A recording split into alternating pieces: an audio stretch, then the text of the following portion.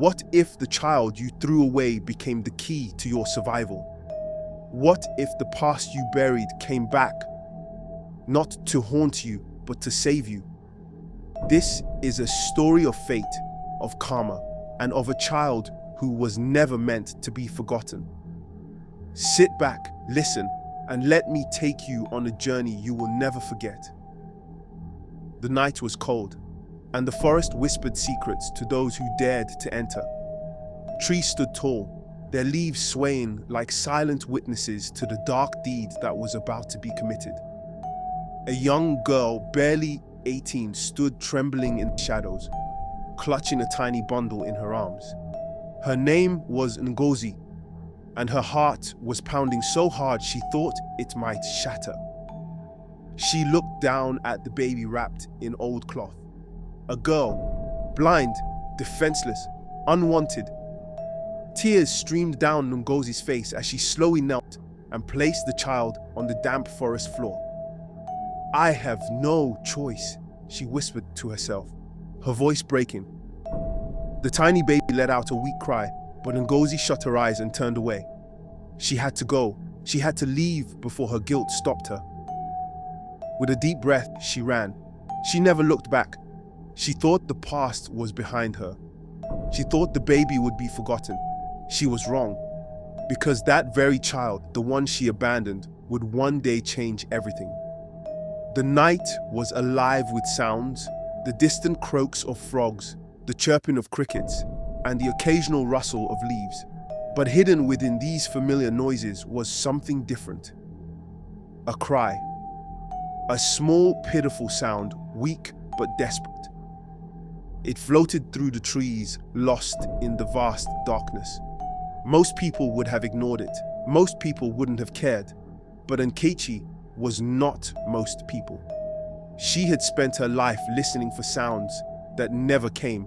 The sound of a child's laughter, the gentle cooing of a baby in her arms. For 20 years, she had prayed for a child. For 20 years, she had waited. And tonight, she heard a baby's cry. Her heart pounded as she lifted her lantern and moved toward the sound. The forest was thick, the path uneven, but she pushed forward. And then she saw it. A tiny bundle on the forest floor, barely moving. Nkechi's breath hitched. She rushed forward, dropping to her knees as she carefully lifted the baby into her arms. Her fingers brushed against the child's cold skin, her ears catching the weak sound of her breathing. The baby was alive, but just barely. "Who could do this?" Nkechi whispered, her voice trembling. She held the child closer, pressing her against her warm body. Then she looked at her face, innocent, beautiful. But her eyes, they were clouded. Blind, Nkechi realized, her heart aching. Tears filled her eyes, but for the first time in years, they weren't tears of sorrow. They were tears of hope. The gods have answered my prayers, she thought. She didn't know where this child had come from. She didn't know who had left her here. All she knew was that she could not walk away. "This child is mine now," she whispered. With the baby cradled against her chest, she turned and ran home, her heart full for the first time in decades. Nkechi burst through the doorway of her small hut, breathless, shaking, holding the baby close, like she had carried her from the gods themselves. Her husband, Ikenna, sat by the fire, his eyes narrowing in confusion as he saw his wife holding a child that was clearly not hers. "Nkechi," he said slowly, "what have you done?" "Iken, listen to me," Nkechi gasped. "I found her, in the forest, alone." Ikenna rose to his feet, his expression dark with worry. "Then we must take her to the village chief at once," he said firmly. "No," Nkechi's voice cracked with emotion. "Iken, don't you see? She is ours. The gods have finally blessed us." Ikenna hesitated. 20 years of waiting, 20 years of longing. And now here was this child, delivered to them by fate. But something inside him feared the worst.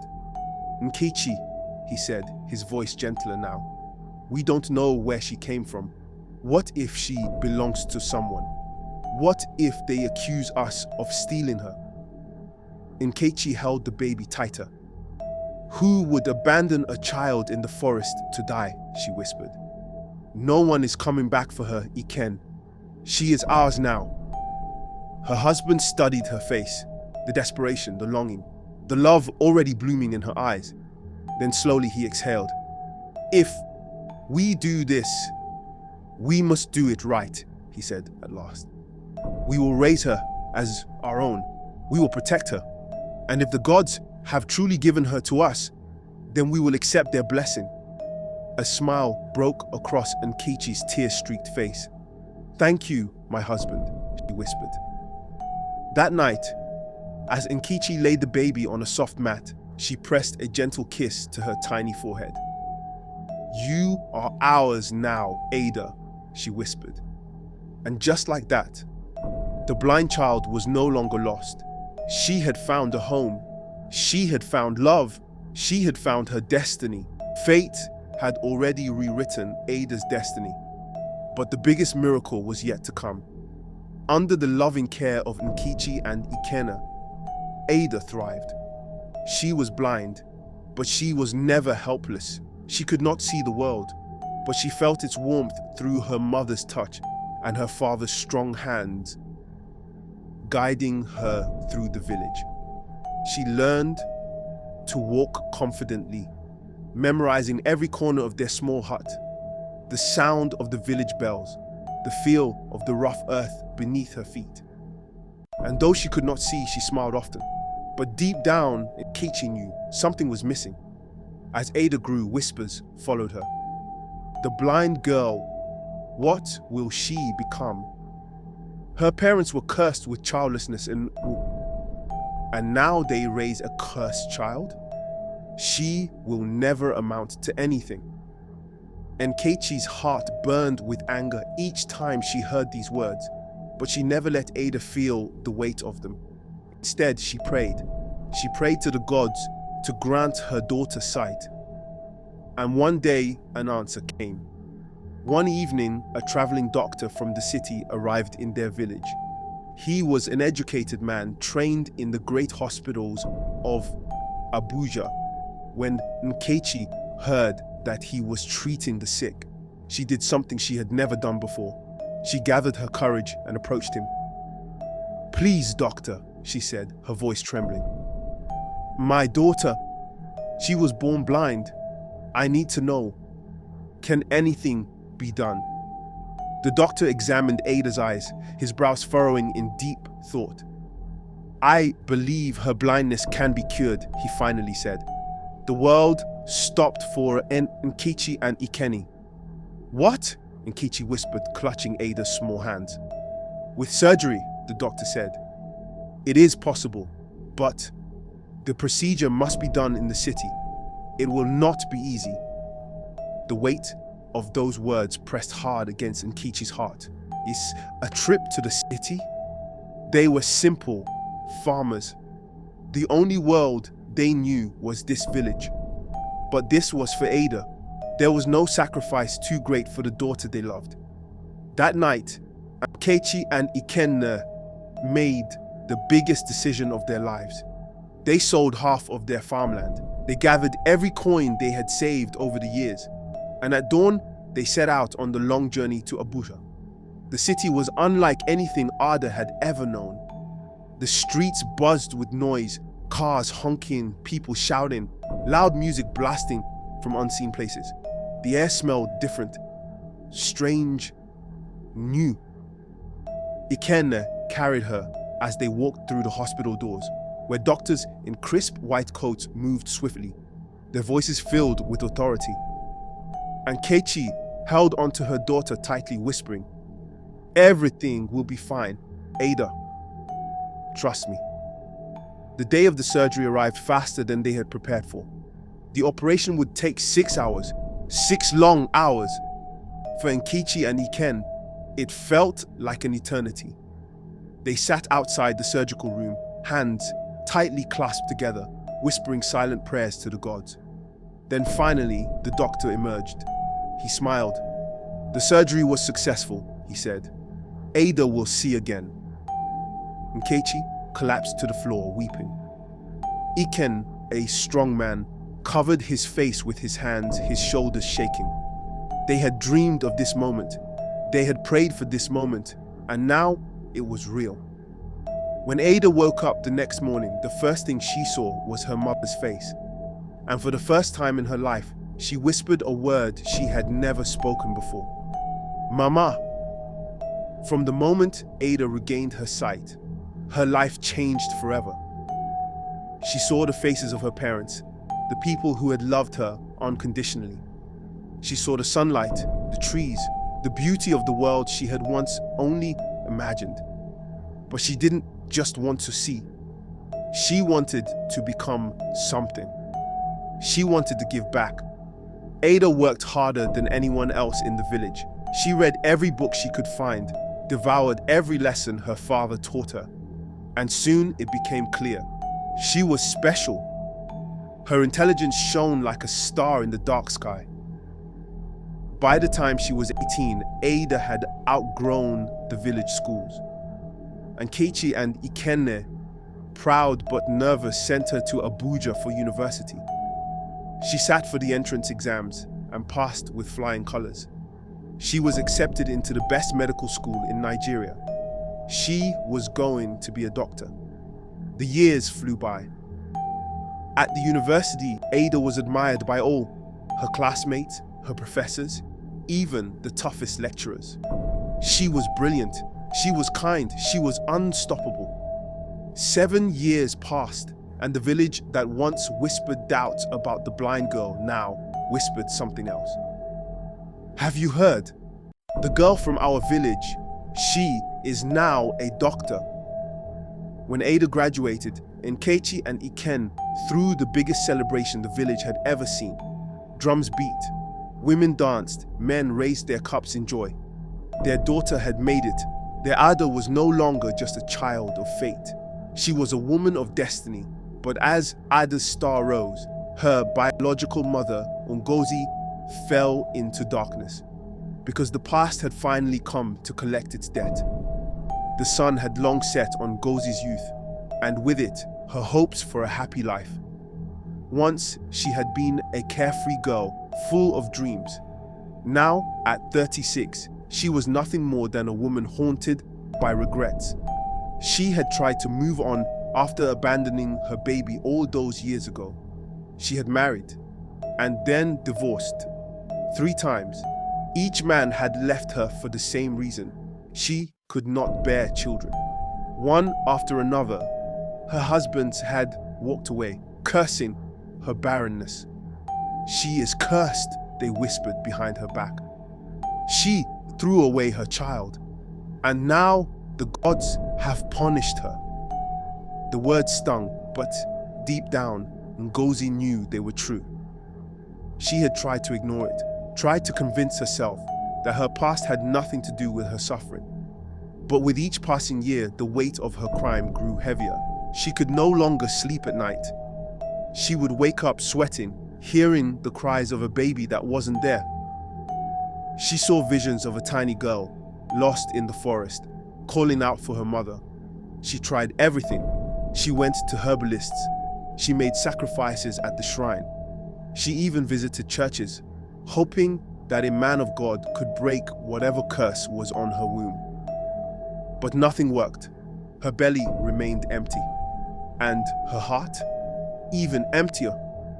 One evening, as she sat alone in her small dark room staring at the wall, a friend came to visit. It was Kioma, her childhood friend. Ngozi barely looked at her as she entered. "What are you doing here?" she asked, her voice lifeless. Kioma sat beside her. "Ngozi, I can't watch you suffer like this anymore." Ngozi let out a bitter laugh. "And what do you want me to do?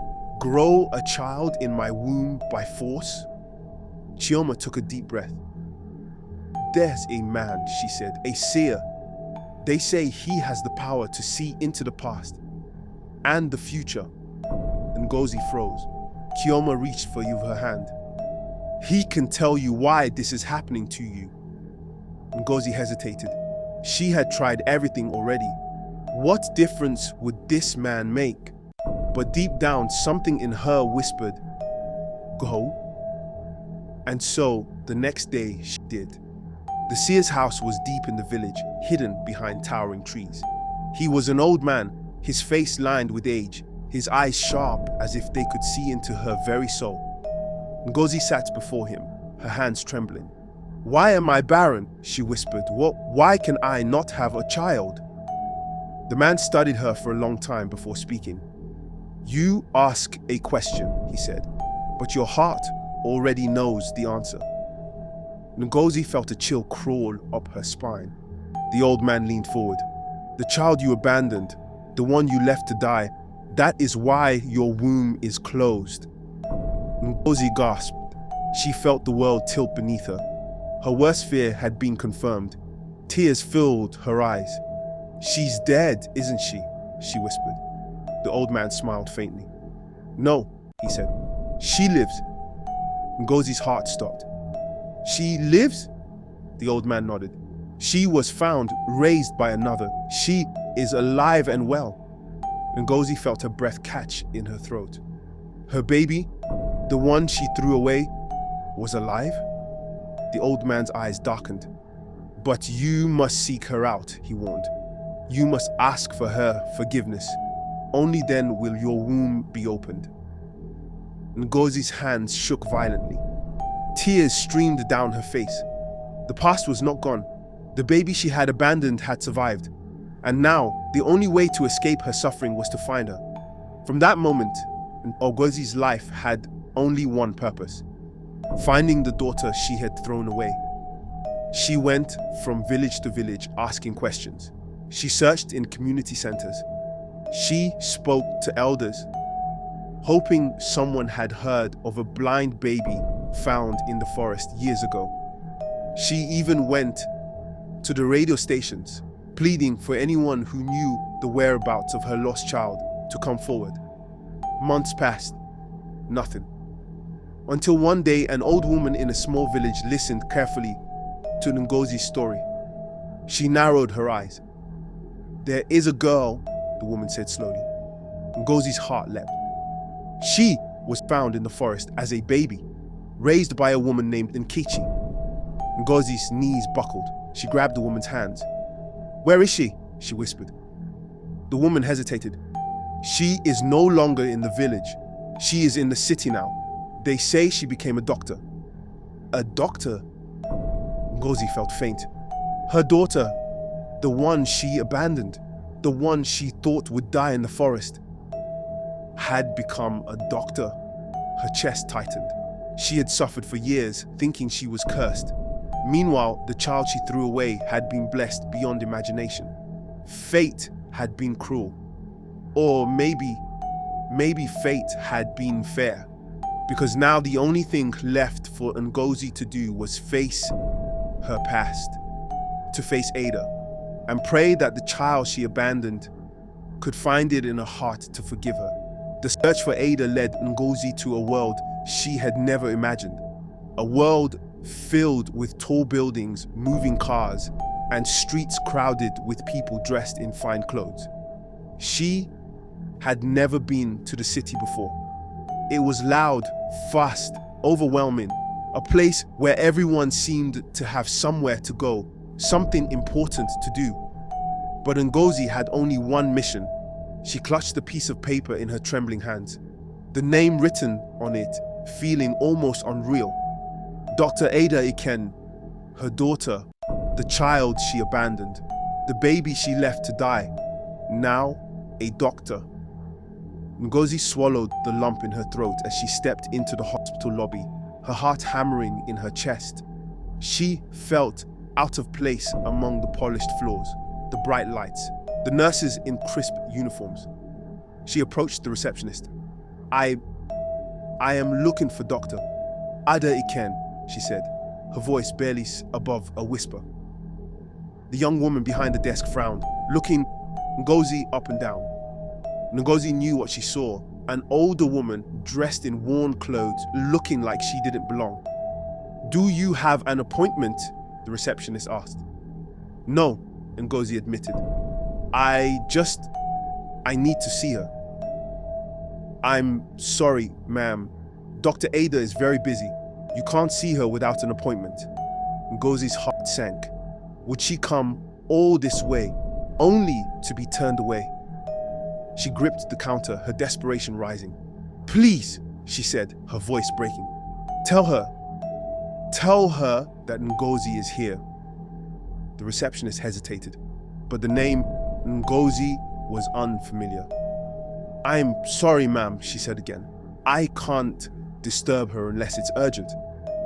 Ngozi felt tears sting her eyes. It was urgent. It was the most urgent thing in the world. She turned away, her chest tight with sorrow. She had failed. She had lost Ada all over again. Just as she was about to step outside, a voice called out, "Wait!" Ngozi froze. She turned slowly, her breath catching in her throat. Standing a few feet away, dressed in a white coat, was a young woman. Her eyes were sharp, her posture confident, her beauty striking. She looked so much like Ngozi's younger self that it made her knees go weak. Ngozi didn't need anyone to tell her. She knew this was Ada, her daughter, the blind baby she had thrown away. Now standing before her, healthy, successful, powerful. Ada took a step forward, confusion in her eyes. You're looking for me?" she asked, her voice soft yet cautious. Ngozi opened her mouth, but no words came out. She had imagined this moment 1,000 times. She had rehearsed what she would say. But now, standing in front of the daughter she abandoned, she could only do one thing. She dropped to her knees, right there in the middle of the hospital lobby.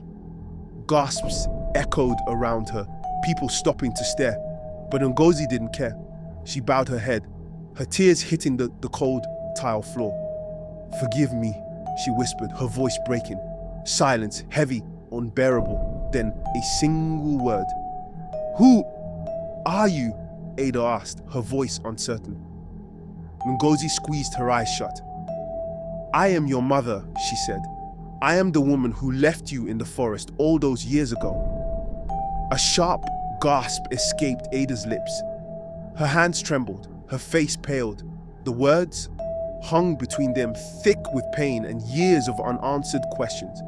The child abandoned, and the mother who left her, face to face at last. The hospital lobby felt frozen in time. Ada's mind raced. Her mother? This woman? The one kneeling before her, weeping into the floor. For a moment, all she could hear was the pounding of her own heart. Memories flooded her mind. Her childhood in the village, her adoptive parents, the love Nkechi and Iken showered on her, the surgery that gave her sight, the life that had been built from nothing. And now this woman, her real mother, had come back. But why? To ease her own guilt? To take credit for the life Ada had worked so hard for? Or had she truly come seeking forgiveness? Ada took a deep, shaky breath.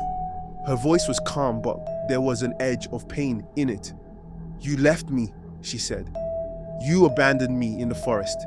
If not for Nkechi, I would have died." Ngozi flinched. "I know," she whispered. "I know. And I have suffered for it. Every day I have suffered."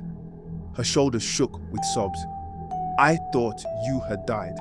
I thought the gods had punished me forever. But you lived. You survived. And now I am here to beg you, my daughter. Please forgive me." Silence. It stretched too long. Then finally, Ada spoke. "Stand up." Ngozi hesitated. "I said, stand up."